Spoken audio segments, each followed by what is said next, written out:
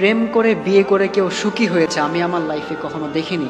প্রিয় ভাইয়েরা, আমি আমার জীবনে কখনো দেখিনি যে প্রেম করে বিয়ে করে কেউ সুখী হয়েছে। কোশ্চিন কালেও না, নো নেভার। এটা কোশ্চিন কালেও সম্ভব না যে প্রেম করে বিয়ে করে আপনি সুখী হবেন। আমাদের মধ্যে অনেক ভাইয়েরাই আছেন, অনেক বোনেরাই আছেন যারা স্বপ্ন দেখতেছেন যে আমি প্রেম করে বিয়ে করে অনেক হ্যাপি থাকবো, অনেক ভালো থাকবো। আপনি যে মানুষটাকে নিয়ে আশা করতেছেন যে আমি তাকে না পেলে তো আমি বাঁচবো না, সে আমার লাইফে বিশাল একটা কিছু, তাকে ছাড়া আমার মানে দম বন্ধ হয়ে যাবে, তাকে ছাড়া আমি বাঁচতে পারবো না। প্রিয় ভাই, মনে রাখবেন এটা আপনার আবেগ। এই আবেগ আপনার বেশি দিন থাকবে না। যখন আপনারা রিলেশন করে আপনারা বিয়ে করবেন, যখন আপনারা হারাম সম্পর্ক করে আপনারা প্রেম করে যখন আপনারা বিয়ে করবেন, এই সম্পর্ক বেশি দিন টিকবে না, এই সম্পর্ক বেশি দিন থাকবে না। এই সম্পর্কে আপনি কোশ্চিনকালে সুখী হতে পারবেন না। আমি দেখিনি আমার লাইফে যে প্রেম করে কেউ সুখী হয়েছে। প্রেম করে বিয়ে করে সর্বোচ্চ 1 বছর, 2 বছর, 3 বছর ডিভোর্স হয়ে যাবে, বা 5 বছরই গেল বাট ডিভোর্স হয়ে যাবে।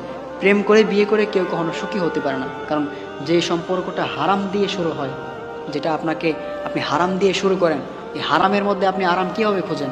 কোশ্চিন কালেও সম্ভব না। হারামে কখনো আরাম থাকতে পারে না। How is a possible?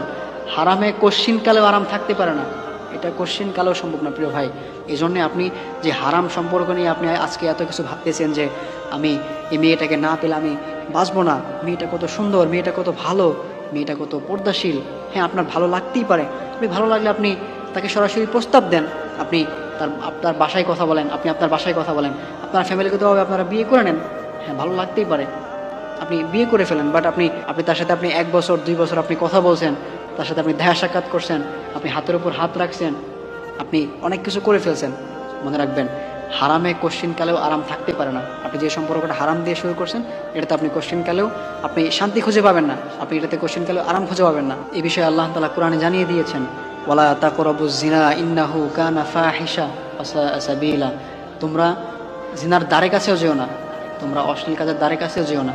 এই জন্য প্রিয় ভাইয়েরা আমার, আপনি যে এই যে হারাম কাজ করতেছেন, আপনার কিন্তু এই যে আপনি একটা মেয়ের হাত ধরতেছেন, এটা কিন্তু আপনার হাতের জিনা হচ্ছে, আপনার হাতের গুনাহ হচ্ছে।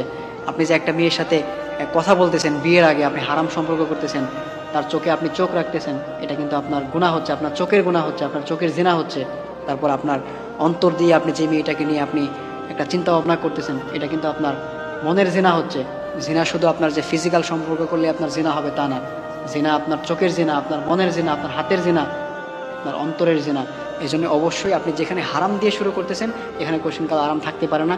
আপনার একটা মেয়েকে ভালো লাগছে, আপনি তার ফ্যামিলিতে প্রস্তাব দেন, দিয়ে আপনি বিয়ে শাদী করে ফেলেন। কিন্তু আপনি হারাম সম্পর্ক করে, আপনি হারামভাবে একটা কিছু করে আপনি ভাবতেছেন যে আপনি সুখে থাকবেন, কোশ্চিনকালেও সম্ভব না। এই জন্য প্রিয় ভাইয়েরা আমার, যারা এই হারাম রিলেশনে আছেন, যারা এই হারাম